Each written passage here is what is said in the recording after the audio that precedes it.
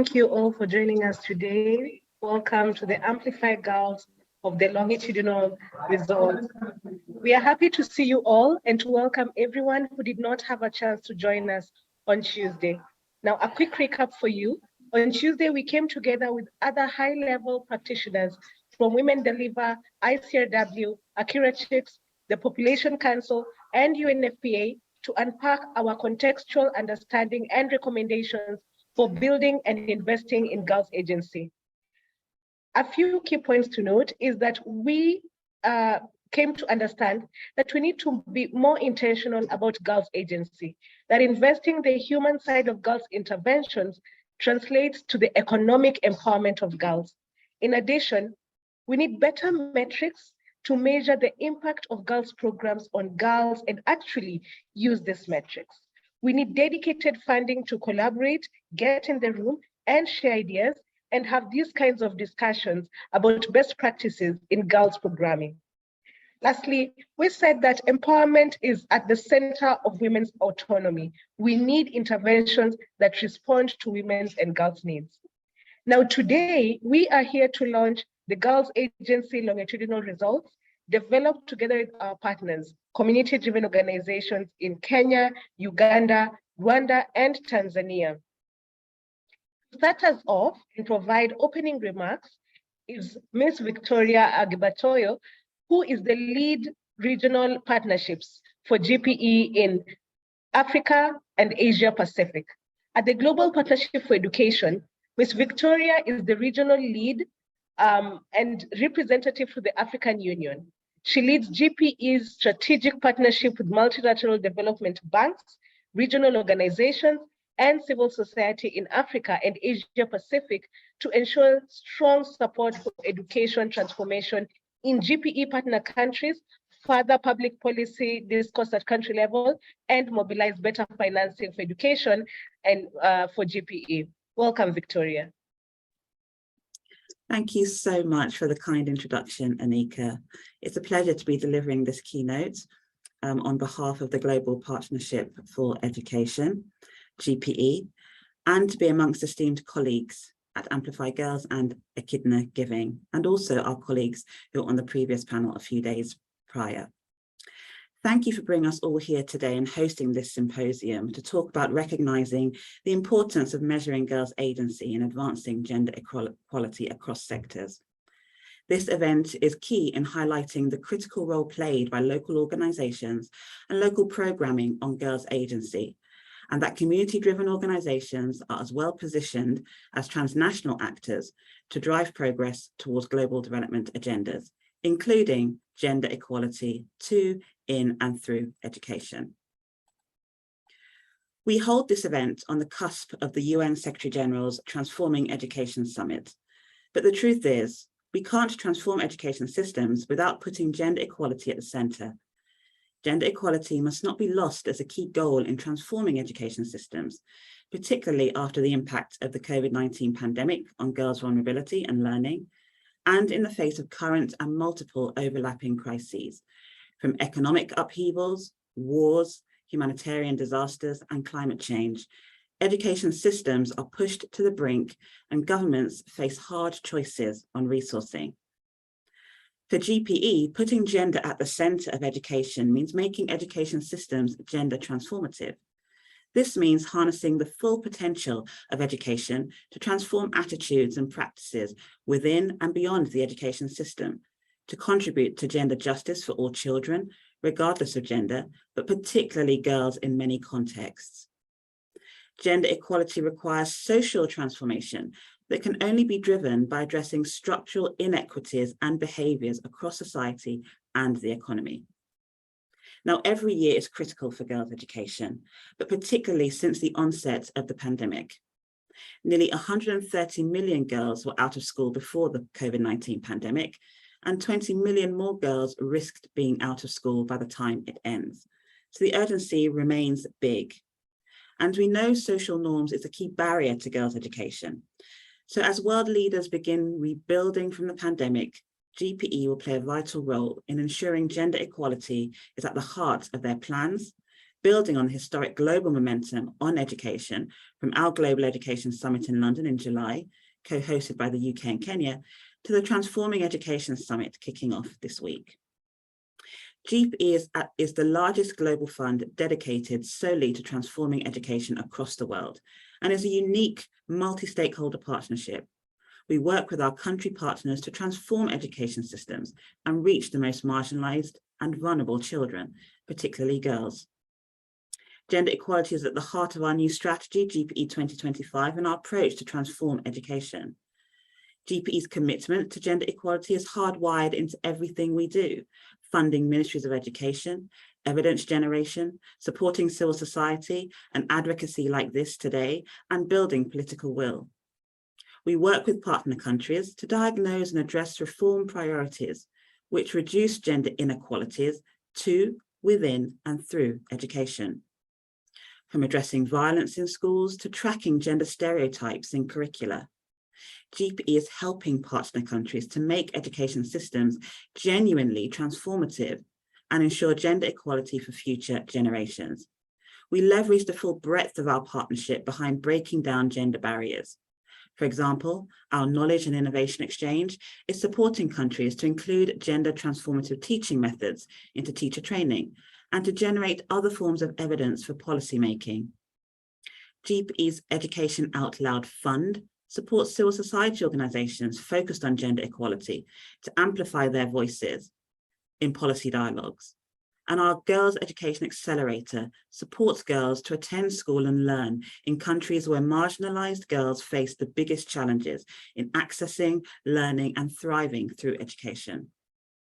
GPE is also pleased to support the Freetown Manifesto, launched by the government of Sierra Leone and Niger in partnership with the UN Girls Education Initiative, who have led the process and sign-ons, and we encourage more partners and countries to also sign on through the Transforming Education Summit process. As we do all this, gender equality to, within, and through education is fundamentally about building agency, as creating gender inequitable learning experience underpins a more gender equitable society, and one in which women contribute much more significantly to politics, the economy, society, and which accelerates the achievement of the SDGs.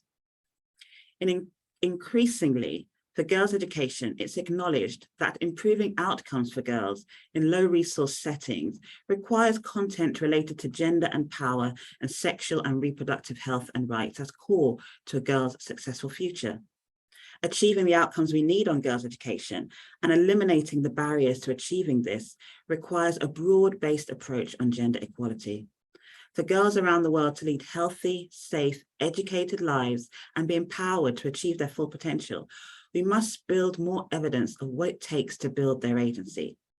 So it was a smart and innovative approach for the Amplify Girls study on tracking girls' agency to use a quantitative approach to measure this agency.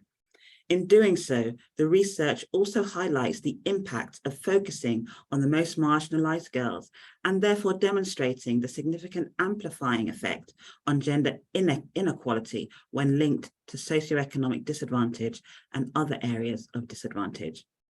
The research also demonstrates that gender norms have a significant impact on girls and their ability to translate interventions into wider claims we often make and we often put on investing in women and girls. So more work is needed on understanding better interventions and the most effective ways to impact these, so we can then state concrete connections between girls' education, the environment, health outcomes, and other areas. The research also raises big questions: how to bring learning from localized approaches into national level policy dialogue. And while targeted programming on marginalized girls is much needed, longer term work engaging men and boys, particularly in marginalized contexts, could be needed for sustainability. The research is indeed timely, and if anything, the COVID-19 pandemic further accentuated the need for a paradigm shift towards localization as lockdowns and travel restrictions curtailed the role of larger scale international actors. And in relation to GPE 2025, our strategy and operating model, and our gender hardwiring, The Amplify Girls research highlights the importance of inclusive dialogue, which includes actors and agencies with this deep localized knowledge, and reinforces the importance of understanding more, of which this work contributes, the pathway or theory of change on gender equality through education, particularly for the most marginalized girls, as we engage in policy dialogue with countries on gender hardwiring. We must recognize girls' agency is a measure that exists and has cross-sectoral importance that we must continue to measure, and that creating partnerships across stakeholders is crucial if we want to measure the success of programs. And if we want to measure the success of programs, then we must talk about how they are building girls' agency and invest in this work and be intentional about it going forward. So with these few remarks, I want to thank you again for inviting GPE to deliver these keynote speech and wish you every success in the rest of the program today. Thank you, Anika. Thank you very much, Victoria, for those sterling remarks. We feel very glad and fortunate to have you here as the overall representative for Coalition of Governments on Education and various civil societies and specific local education groups. We are cognizant of the ripple effects of your presence at this forum. Now to the gist, the heart and the core of this two-part symposium, the presentation and the results of the study titled Tracking Girls' Agency, an outcome evaluation of diverse programming amongst community-driven organizations in East Africa. As explained to you before, we, the various partners of Amplify Girls, came together and offered an opportunity to collaboratively demonstrate the impact of community-driven organizations in serving adolescent girls in this sector. Now, they envisioned a world where development is local and community-driven organizations are leading global change. So together they undertook this important initiative to measure the impact of Amplify Girls membership on adolescent well-being. An agency was identified by a diverse set of community-driven organizations as a key factor in the lives of adolescent girls. Ladies and gentlemen, allow me to bring in Ms. Erin Ganju and Dr. Aubrey Siddle, together with Dr. Brenda Oulo, to take us through the journey that is Girls Agency. Erin, who will be a moderator and session chair for our next part, is the managing director at Echidna Giving, one of the largest private funders in girls' education in lower income countries. Erin manages Echidna Giving's portfolio of grantees in life skills, advocacy, and supporting local leaders in girls' education. Dr. Aubrey Siddle is the Amplify Girls Head of Research and Director of the Girls Agency Lab. She has led several multi-country studies focused on the practice and measurement of adolescent girls' agency. They are joined by Dr. Brenda Oulo, who's the co-investigator in this research and the Deputy Director of the Girls Agency Lab. Welcome, Erin. Thank you so much, Anika, and I'm very excited to be here in community with all of you, particularly with Aubrey and Brenda. I think really, it is a testament to the wonderful and incredible work that Amplify Girls is doing in this space, has brought together so many strong community-driven partners in launching this work that makes it of such interest to the broader international development community that we all represent here today. So it's wonderful to have you all join us, and I'm excited to dig in and learn more. I hope that you can stay towards the end because we will be making some interesting announcements on the work and where it is going in the future. But of course, we must start at the beginning. So let's hear, Aubrey, from you a little bit about what Amplify Girls is and how did Amplify really identify agency as an important outcome. Great, thank you, Erin, and so excited to be here with all of you today to share our learning on Girls Agency. So I'll start a little bit at the beginning, so I hope you forgive me. But Amplify Girls is really a network and a collective of community-driven organizations in 4 countries in East Africa, in Kenya, Tanzania, Rwanda, and Uganda. And we came together a number of years ago to really solve this problem and question of how community-driven organizations who have innovative approaches for serving girls could leverage their collective power to access more resources and voice in global policy making arenas. And so This early mission quickly led to the need to document collective impact, and it became clear again early on that we would need a shared set of metrics to do that. So I actually love to tell the story of how Amplify Girls settled on agency, because as a former practitioner myself, I've always been interested in the power and potential of agency for young people. I kind of think of it as the secret sauce, to quote my colleague Margaret, or the magic behind what helps young people translate opportunities and resources into real life change in their lives. So in 2018, Amplify Girls had about 18 partner organizations.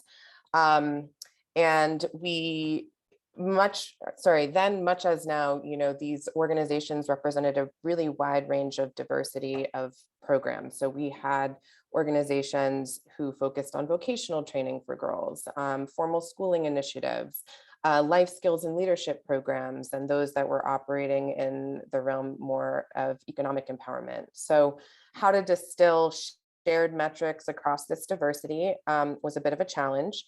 We used a participatory and mixed methodological tool called group concept mapping, which essentially takes qualitative feedback, sort of the diverse perspectives of a lot of different stakeholders, uses both quantitative and qualitative analysis to make sense of that diversity of opinion and kind of map it into a visual geography that we could all look at and pick apart and really distill learning from.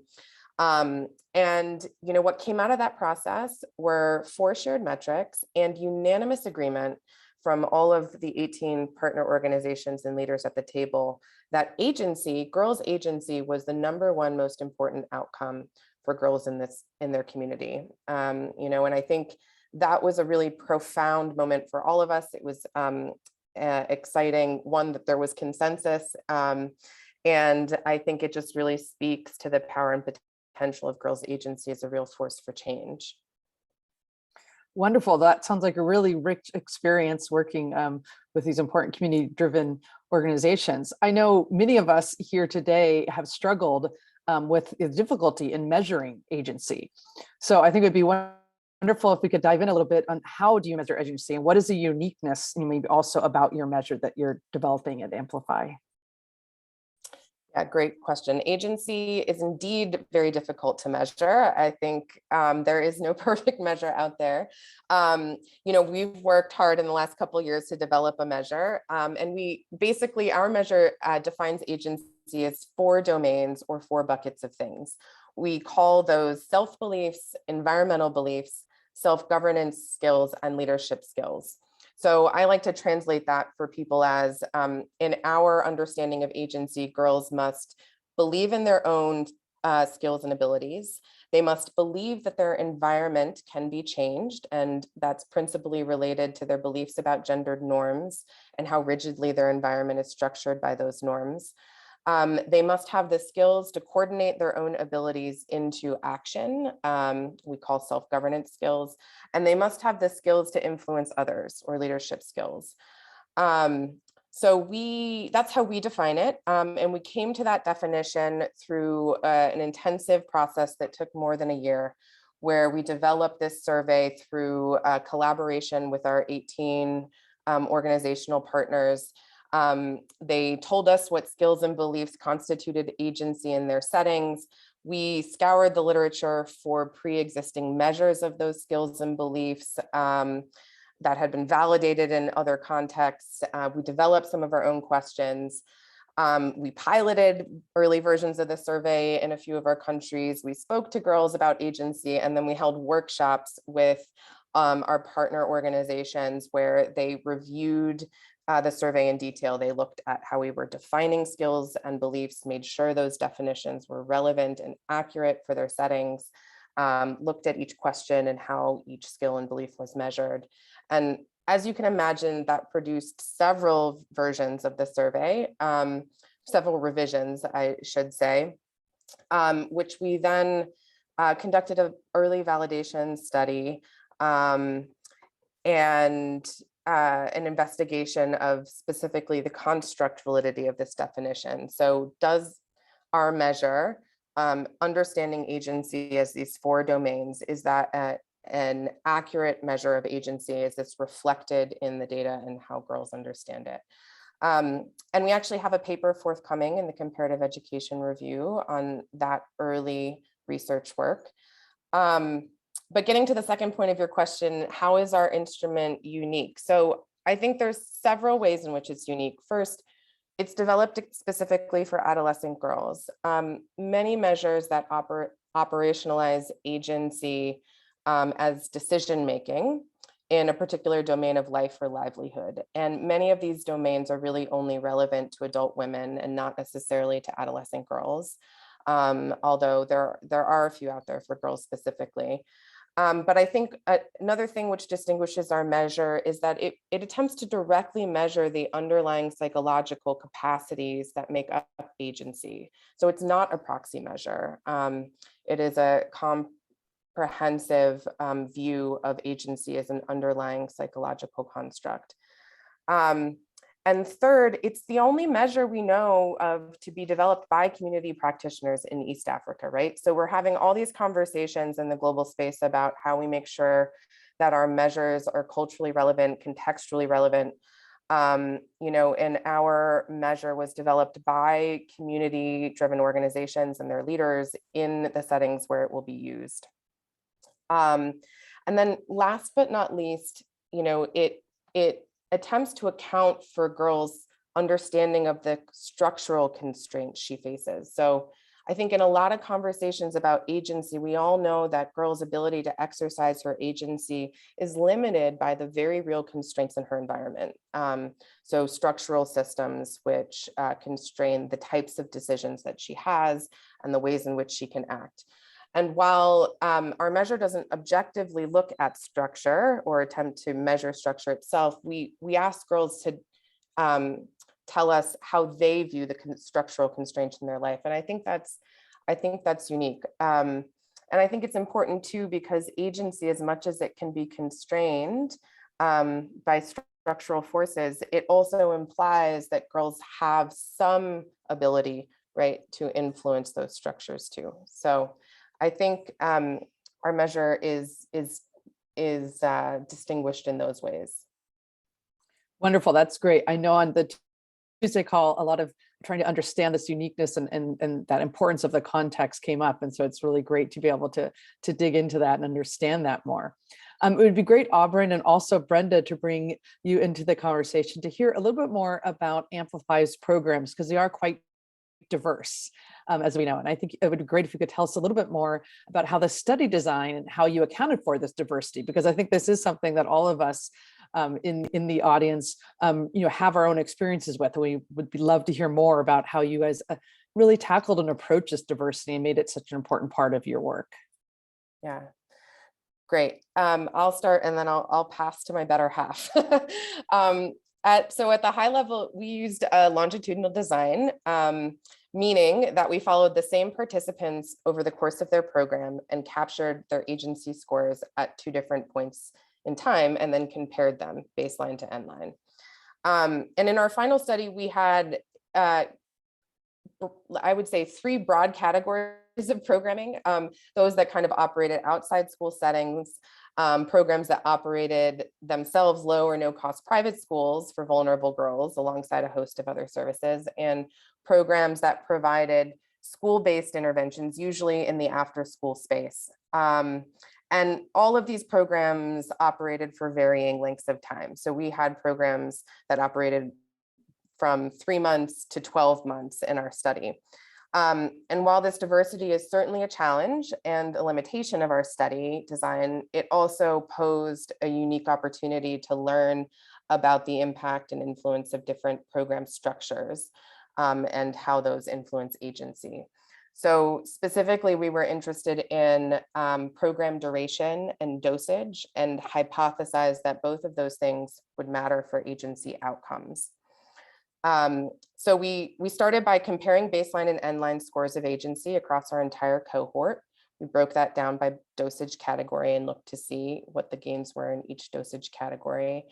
And then we modeled the effects of program dosage, duration, girls' age, and their baseline agency score on their actual change in agency over time, using something called a country fixed effects regression model, which basically means that we were able to control or hold constant the effects of country on girls' agency outcomes, so that the effects we were seeing in our model were the effects of the variables in the model, such as dosage and program duration, after accounting for any differences due to the country of operation. So that's sort of our starting point. I'm going to pass now to Brenda to talk a little bit more about that and how we looked at these variables in combination. Yeah, thank you, Aubrey. I was waiting for, for this opportunity to talk about the design. So we did, as Aubrey has mentioned, we were able to look at both the univariate effects, and by this we mean the effect of all the single variables that Aubrey has mentioned. So age, program duration, program dosage, which we defined based on the contact hours of each program that girls have to go through in a year's period. And basically modeled each in the univariate model. So each effect on agents and on the change of agency. But because we know that things, there's nothing that's in isolation, there's no variable that affects the other in isolation. So many other things affect, you know, the effect of something. We then modeled this together and thought, wait, does it then matter if they're all starting at different levels of agency, because the programs are so diverse and how you get into the program is also so different. So girls are getting into these various programs with different levels of agency. And we thought, what if we accounted for the level of agency that a girl is getting into the program with? So the baseline agency, does then this affect how the other variables affect the change of agency? And we saw that to be very interesting, because if you don't account for, maybe I'm jumping ahead to results, but we saw we found this to be quite an interesting aspect to consider in how we looked at the relationship between various variables in our model and the change of agency. I think when we get to the results, I'll be very keen to speak about how interesting this was, but that was the study design. And as Aubrey has mentioned, the diversity of programming, even though this was a challenge, was a very unique opportunity to be able to assess something like program dosage, just how much contact is suitable to be able to produce larger gains in agency. Yeah. Wonderful, Brenda. Well, you're taking us exactly where we want to be going. I want to encourage everyone listening to please continue to ask questions in the chat. We'll have time at the end with Aubrey and Brenda to dig into some of them, because I know we're already getting into a lot of the richness and the detail. We wanted to start with sort of the beginning and how Amplify works and some of the, you know, focus on the program design, but we definitely want to hear now and have you share, Brenda, what some of the key findings are. You're talking about a lot of interesting things around dosage and duration and age and baseline agency scores. So we'd love to hear, you know, what you are seeing in some of the findings from the study and to dig in more to that. Great. Yeah, I was jumping ahead of myself. It's just so exciting to talk about. Exactly. So when we modeled this, it was quite interesting to see that when we accounted for the baseline agency that a girl was getting into a program with, the duration or the type of programs that were producing the largest gains were programs that we categorized as medium dosage. And by medium dosage, the programs that fell into this bucket were programs that basically meet regularly. So let's say weekly after school, have a couple of hours of contact within every week, and basically was a bit regular, more than just, and life skills specific. So not only were they meeting regularly, a lot of the context of the program was very geared towards life skills. We found that these programs produced the largest gains in agency scores as compared to very high dosage programs, because we expected, as you would expect, that very high dosage programs, which are programs that have a life skills component, but not very specific. Every day with high contact would have the highest gains. So this was a bit surprising to us, but not unusual that, if, for example, schools that were boarding schools and contacted girls, on a regular basis, which was almost every day with material that's geared towards, improving different aspects of life, not only agency, but also agency is, targeted in this high dosage programs, but the medium dosage programs are very specific to building agency and very regular. So these were some of the programs that we saw the highest dosage. We also saw an effect of age, but only if you're not accounting for the baseline agency score for a girl. So, well, the model didn't account for, when it didn't account for where a girl was starting, we found that the youngest girls had greater gains of agency than older girls, which is not surprising per se, but was interesting to see. But this effect is canceled when you look at the baseline agency that a girl was starting with. And then I think the other biggest interesting thing we saw, which wasn't quite surprising either, is girls with the lowest quintiles of agency. So we divided the baseline agency scores into 4 quintiles. So lower, medium, a bit, then a third and a fourth category. So the girls with the lowest category of agency also had the highest significant gains of agency. Hence our recommendation that to get, significant gains, we should really target the most vulnerable girls. I'll pass to Aubrey to add where I may have forgotten anything. No, I think you covered it all well.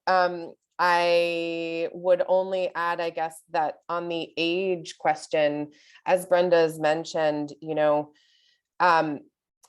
our early regression models, before we accounted for baseline agency, as she said, we did see that this youngest age category of early adolescence, so girls ages 10 to 13, did seem to have the largest gains in agency. And so that in our early analysis, we thought, oh, perhaps there is a sort of sweet spot for agency related programming, sweet spot of age.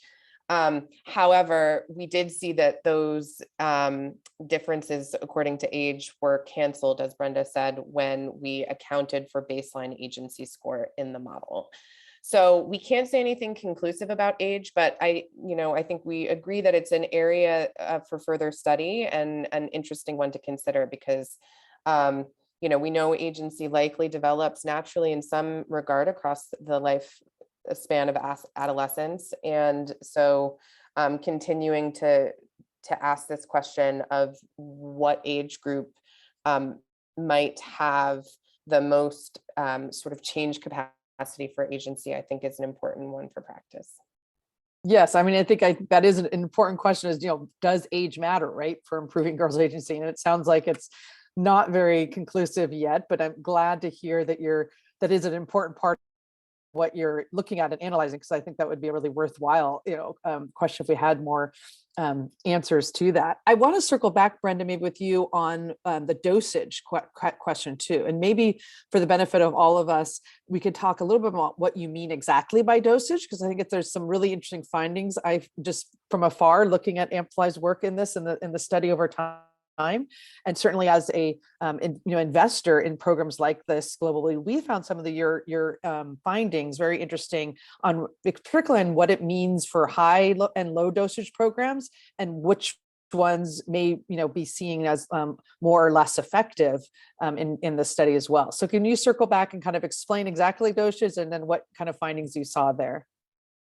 Yeah, so we use dosage just as a fancy word to represent program intensity, basically. We had such a diverse range of different programs, and we wanted to try and account for that diversity in one way. And what we did with dosage is ask each of the program staff and program managers just how many contact hours you have with participants over the course of a year. So basically, we divided that into 4 categories, and the low dosage category was any programs that meet participants, let's say a few periods in a year. So there are programs, for instance, that met participants during school holidays. So an intense holiday-based program like 2 weeks, or just blocks of time in a year. And then medium dosage was programs that meet participants a bit more regularly. So let's say weekly after school, maybe once a week, maybe more than that, but just after school.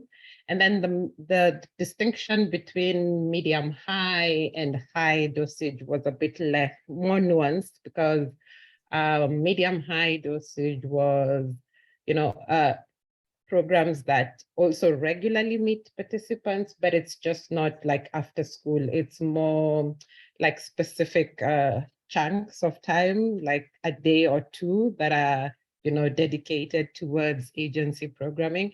And then the highest dosage was programs that, so everybody in our highest dosage category fell into a program like a school, a boarding school that has incorporated agency in every aspect of their learning. So every single day of every single of the year, there's some type of agency related programming that was not just geared specifically to life skills, but in other ways as well. Yeah.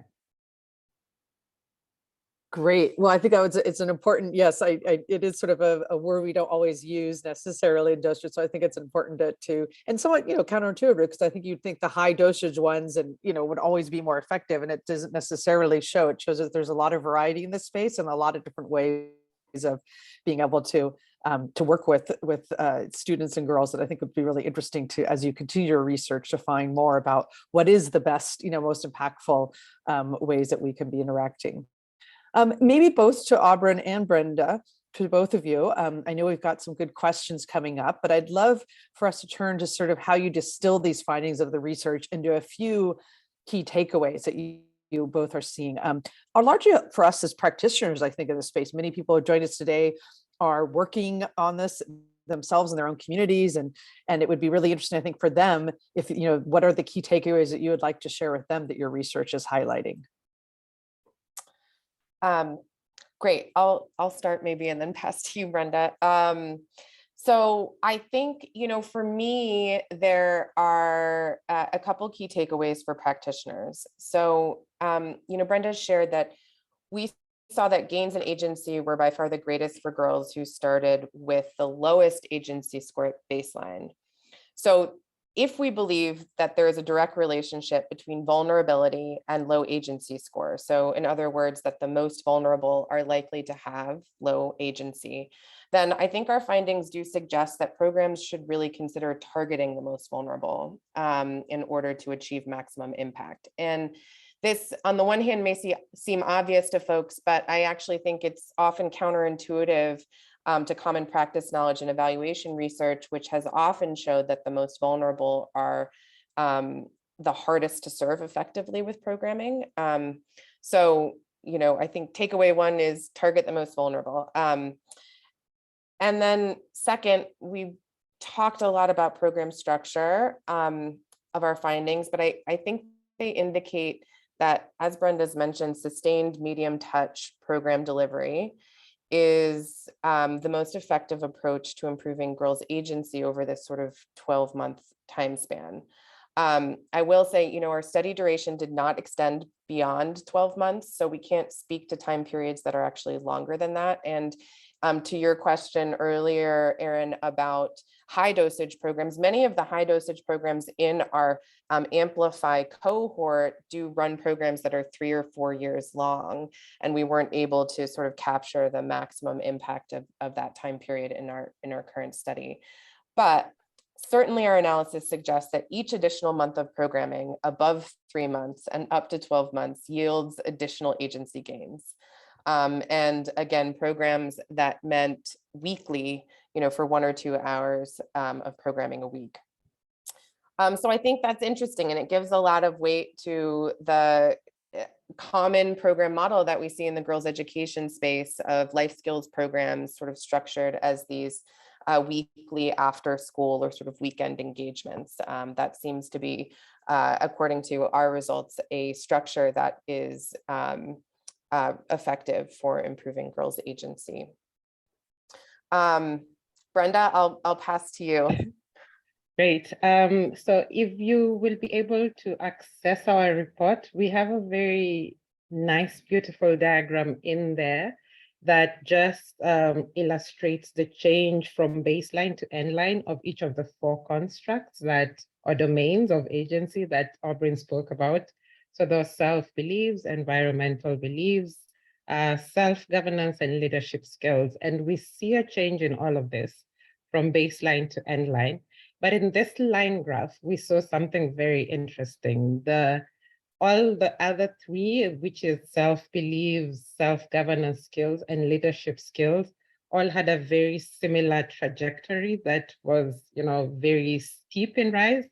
But then the line that indicated the change in environmental beliefs was more gradual, a bit more flat from baseline to endline, which for us made us have a few questions amongst ourselves. Does it mean then that it's more difficult to change the environmental beliefs, which are the beliefs around gendered norms and the structural constraints of a girl's environment?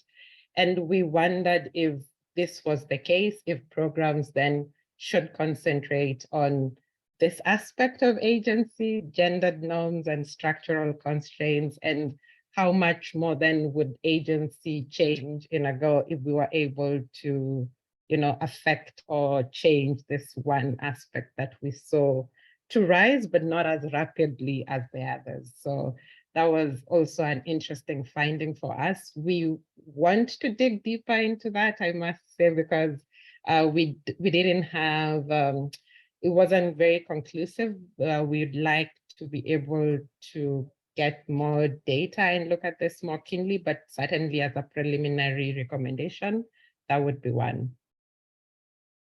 Great. Yeah. Well, thank you both. I'm going to switch us a little bit to taking some of the questions from our wonderful listeners. Before we go into more of what's followed up research kind of planned in the future, let's circle back and answer some of these questions, because I know there's some good questions that have been coming in through the Q&A, and please keep them coming. The first 2 questions, I guess I would say, kind of touch on the issue of some of the country contexts and differences. One of them is, can you say more about what has observed between the countries, which led to the account for country differences? And then also, given that your measure of agency was developed with input from practitioners in East Africa, how well do you think your measure will translate to other contexts and regions? So Brenda or Aubrey, happy for either of you to jump in on some of these issues. I'll let Aubrey go first. Okay. Well, I would say on the question of country, right? We did see some differences between countries, but our sample wasn't really representative of any one country, and it was skewed. So we had the majority of our participants in programs in Kenya, followed by, I think, Tanzania, Rwanda, and then the smallest sample from Uganda. And so, there are so many things that might impact and influence a girl's agency and her experience of a program. And many of those things can be related to sort of sociocultural context. And so accounting for differences between country was our sort of crude way of leveling the playing field and saying that just taking as much as we could those differences out of the equation. So because our sample wasn't balanced across those countries, meaning we didn't have equal numbers from each country, we actually didn't do a direct country comparison. But that is something that we hope to do in future research. So we'll share a bit more about that as we move forward. And then the other piece of the question was about how widely we believe this tool might be applicable. Well, that's a question that has to be investigated empirically with research. But I think we believe that because this tool was, and particularly the conceptual framework of the tool as these 4 categories of things was developed by practitioners, we think that that overarching conceptual framework has wide applicability. That's, of course, a hypothesis that we have to test. And we are, I think we are investigating whether or not the instrument as it stands has wider applicability in East and Southern Africa. So one of our upcoming studies we'll talk about is actually going to include Malawi in our next round of validation work with the instrument. Great. Brenda? Brenda, anything else to add on this issue of kind of context and regions and ways of being able to translate the tool to other places? I would say, I think we could translate it. We would definitely need to empirically do that, as Aubrey has said. But I think for those on the call who are a bit more data oriented or are data geeks, it was very interesting to see that the conceptual framework we went into test with the data held one with the data that we got from participants. And even if we just explored the data in itself to give us a structure, it gave us exactly the same structure for different factors, which was interesting to see. So it would be quite, it could be quite interesting to see if data from another region then holds true for the structure of agency as we see it conceptually. Great, thank you. Well, I know there's another kind of set of questions that are coming up around sort of the characteristics of some programs versus others when it comes to, higher or lower agency scores.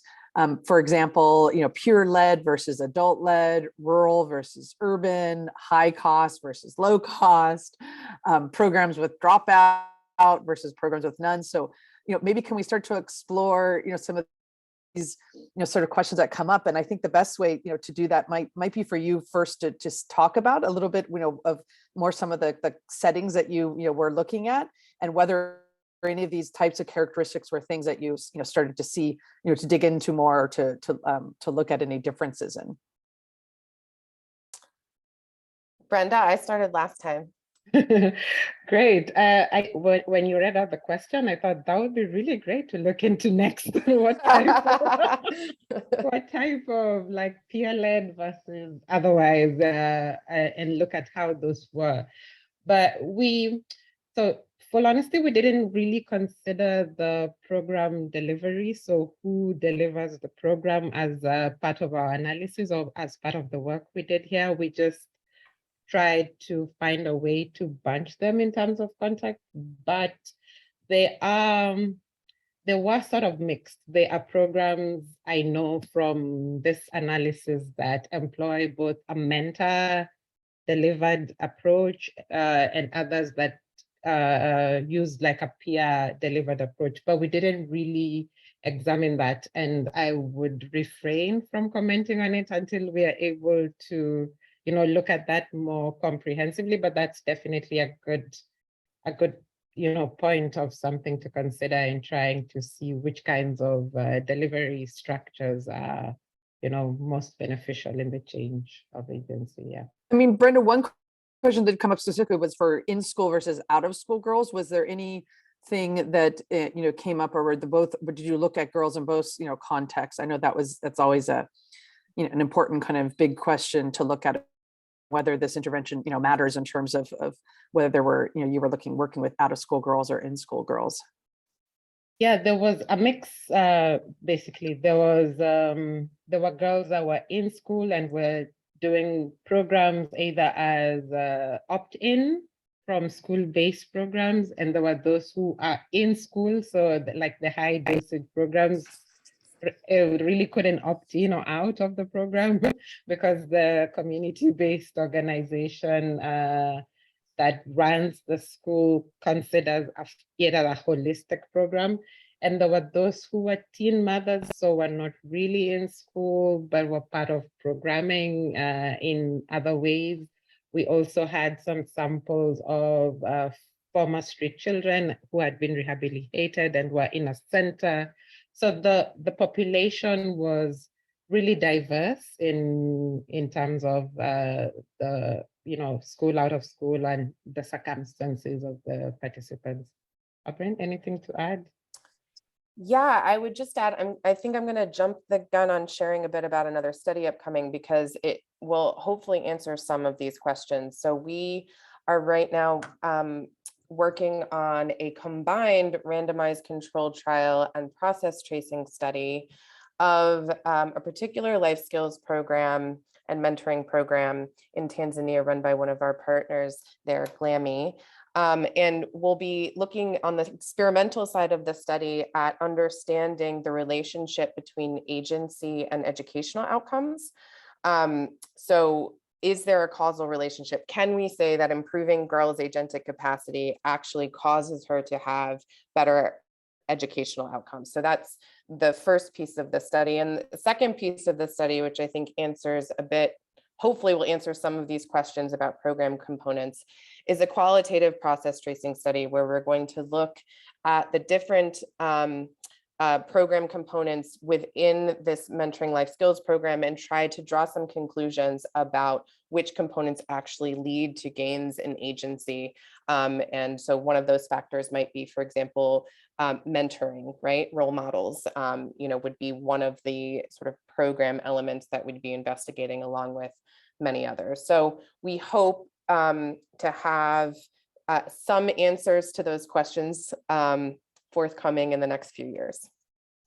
That's very exciting because that has been a long-held question that many of us have wanted to dig more into, is this connection between agency and education. So I know that's very exciting. Before we go into any the kind of next phases of some of the research, I wanted to ask one last question that had come up from several of our practitioners, I think, on the call as well, which is sort of how is the tool used practically on the ground? Can you help us sort of understand some of the logistics of using this? Because I think we're all interested and excited by these findings, but we also know the reality of what it takes often when you are in a community driven organization and have constraints in terms of how many different opportunities you have to focus on, and how do you how is this going to be something that can practically be applied in our work? So can we talk a little bit more about those sort of logistics of how you've gone about using the tool? Yeah. Okay, I'll start. And so I think for many organizations, any sort of pre-post measure, any type of survey, it can be a heavy lift, right? So this is for most of our organizations in the Amplify network, they take this survey as a hard copy paper survey. They deliver it to girls. It takes between 45 minutes to an hour. We're hoping to shorten it as part of upcoming research. And they then, at the end of the program year, have to locate those same girls who took the survey, deliver the survey again to those girls. And then, of course, in between that, there's a process of inputting the data from the survey into an Excel spreadsheet. And at Amplify, we've tried to automate that work as much as possible. So we've provided training to organizations who are implementing the survey with their girls. But it's a challenge and it's a heavy lift. So we have, as part of our next initiative with this survey, we are hoping to develop a kind of web-based system that will automate data analysis on this survey. So organizations would be able to put their data into this web app and it would do the analysis for them. Right now, Brenda and I do the analysis for most of Amplify's partners organizations.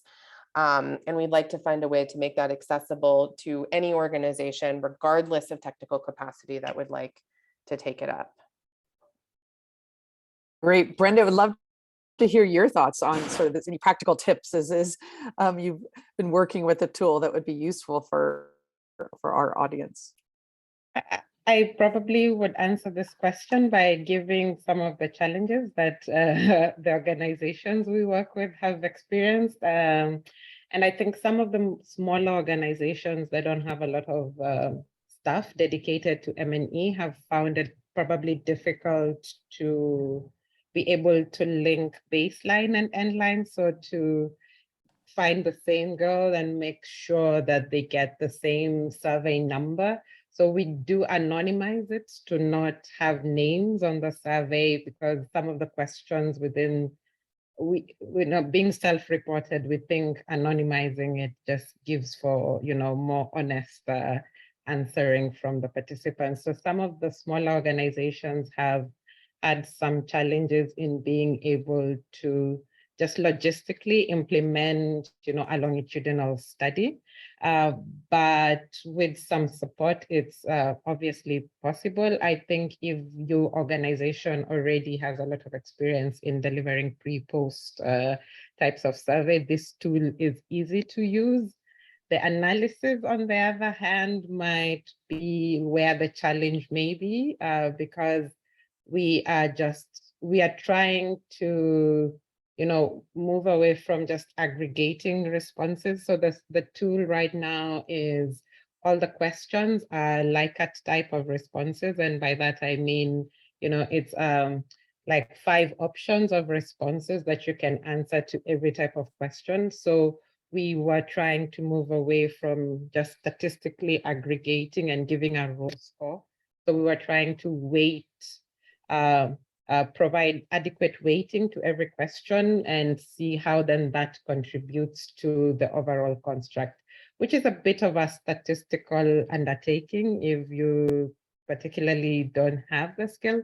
And that's why we thought about, well, what if we made this process automated and had an app that could do this for organizations that don't have somebody on staff to do this? And we are hoping to have this, as an outcome of our next project that is in the works.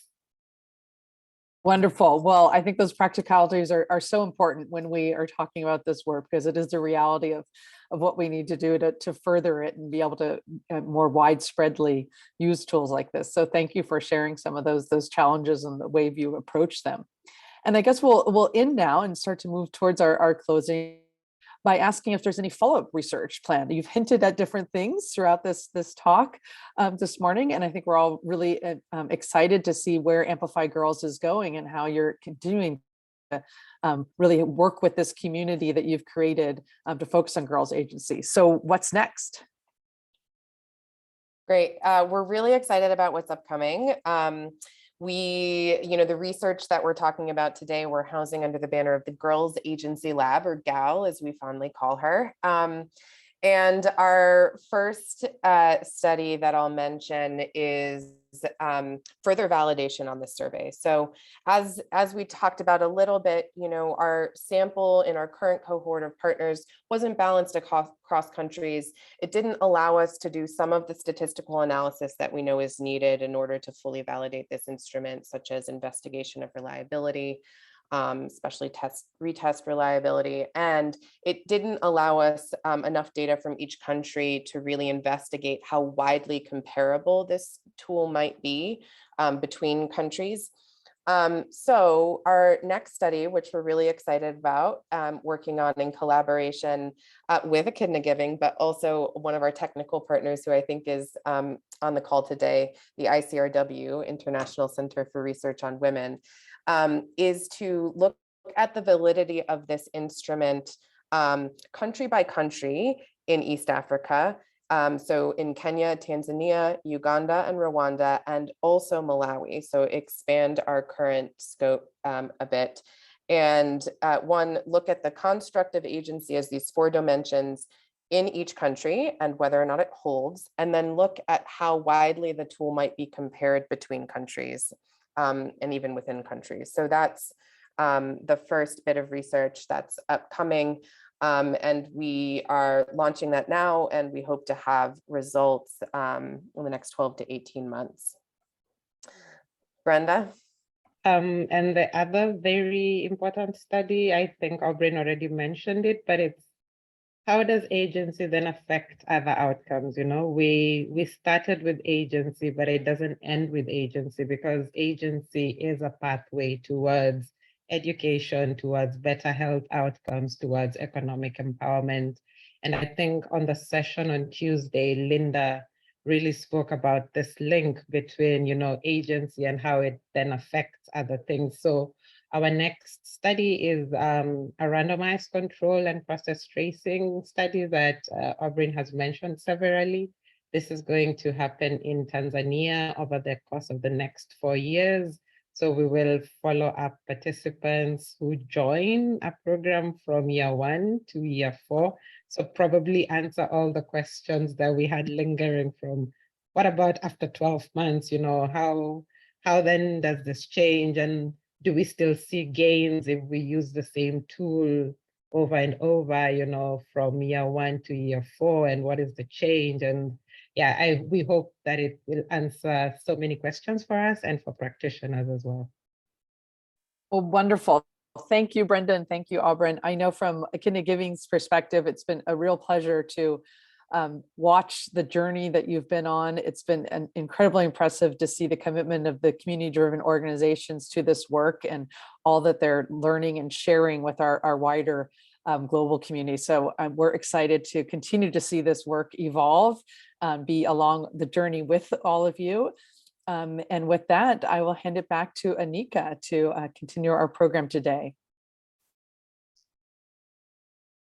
Thank you so much, Erin and Brenda and Dr. Aubrey. That was really amazing. I'm sure I speak for everyone when I say we have learned so much, we have understood so much, and we have unpacked so much. Thank you, Erin, for that great session and moderating. That was really perfect, I think. Really brought out the essence of Girls Agency. Now, to further provide contextualization on the development and building of agency, nothing for us without us, I welcome Asimahu Tahiru, who is a GPE youth leader from Northern Uganda. She is currently studying basic education at the University for Development Studies. Asimahu has in-depth knowledge and work experience in social work, specifically youth development and reproductive health education, capacity building, and reporting. Welcome, Asimahu.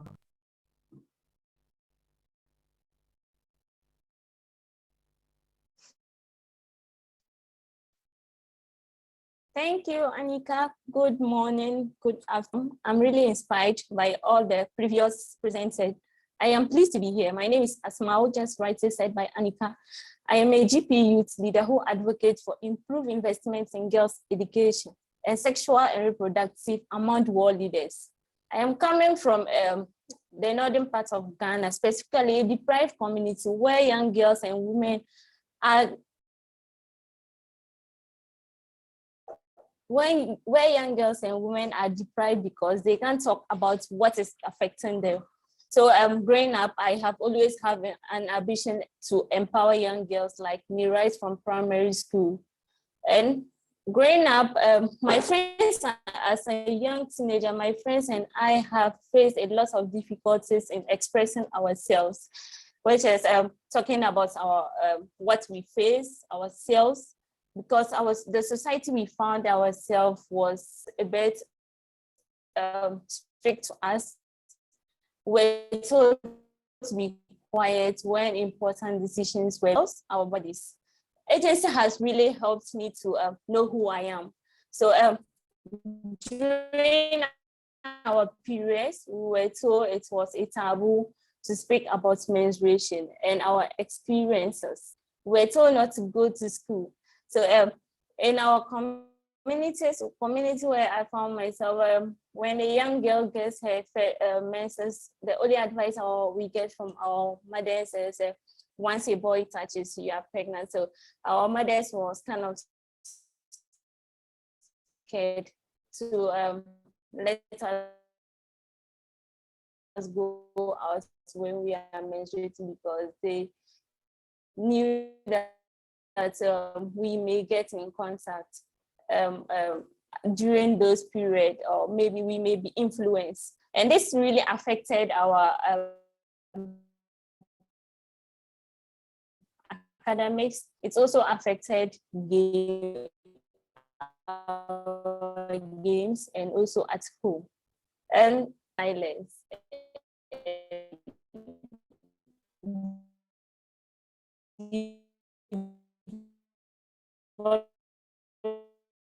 development became silence as well.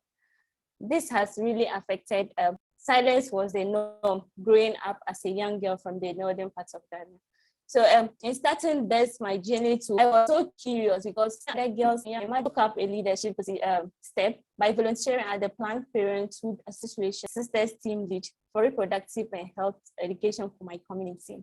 So coming in contact with other young people with the skill, I was able to inspire other young people and also the community about what they didn't know about.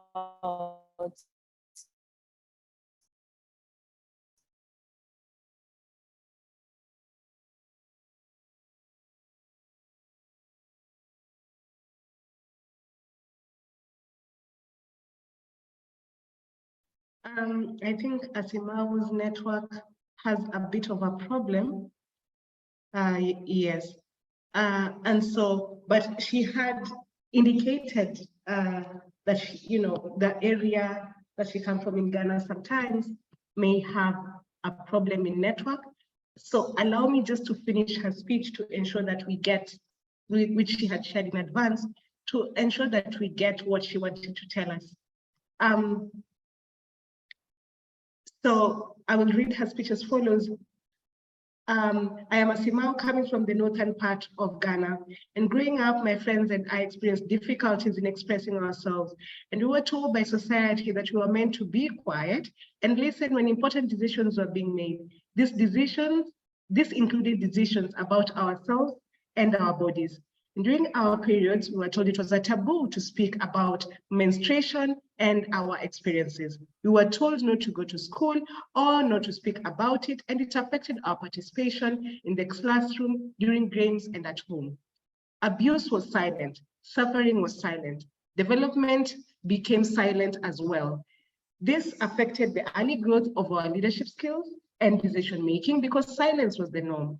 In starting this journey, I was curious about leadership. So I volunteered at the Planned Parenthood Association of Ghana. I was soon selected as a sisters team leader for reproductive health in my community.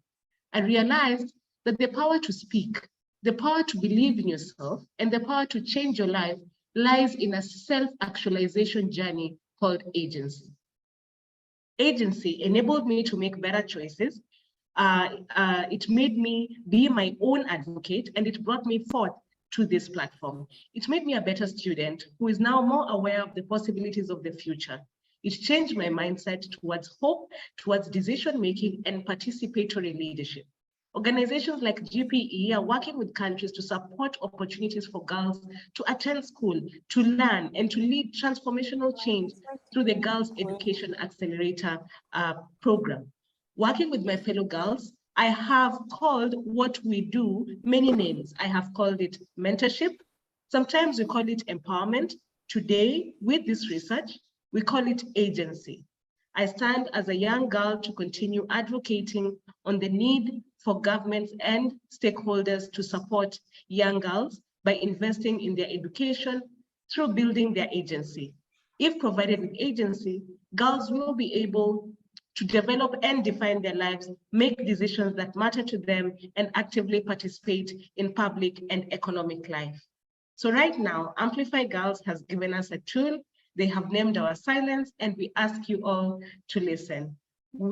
So that we can create a new way of working with girls for the better. Building agency is critical for the success of girls who are like me. So, Hi, Anika, can I oh, continue? yeah, you're back, sorry. Okay, so I just heard you read out the script. That was awesome. So time has far been spent. So I'll just summarize by saying that I came across this quote by Melinda Gates, where she says that if you invest in a girl or a woman, you are investing in everybody. So I was so inspired because women are the chain too. And if women are given this opportunity, they will be able to change the world that we want. Hello, can you hear me? Yes.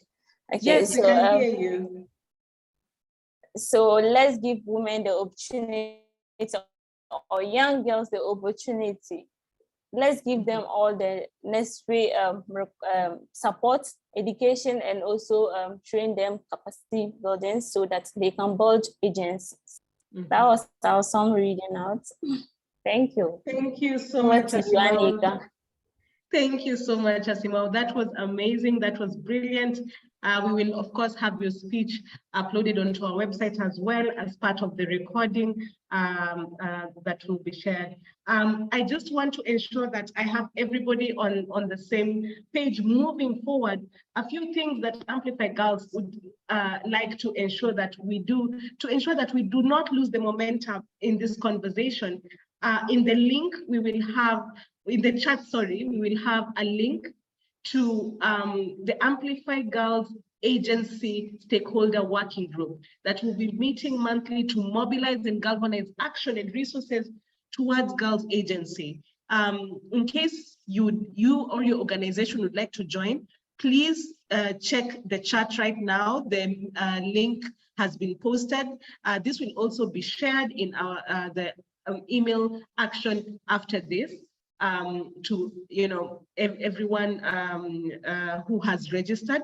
In addition, the first conversation we're going to have on Girls Agency will be on the 11th of October. That is the International Day of the Girl. And here we will listen to girls talking about agency in their own words. It's important that we contextualize Girls Agency in the space in which they see it and how they'll be able to understand it.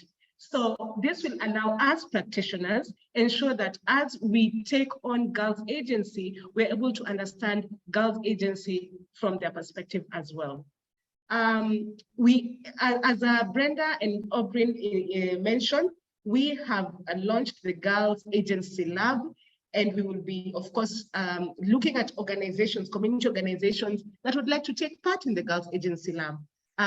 So in the chat right now will be the link towards registering for evaluation. Since this is a quantitative study, there is going to be a rigorous exercise in the selection of organizations for the Girls Agency study. Please look at the chat right now. The link has just been posted.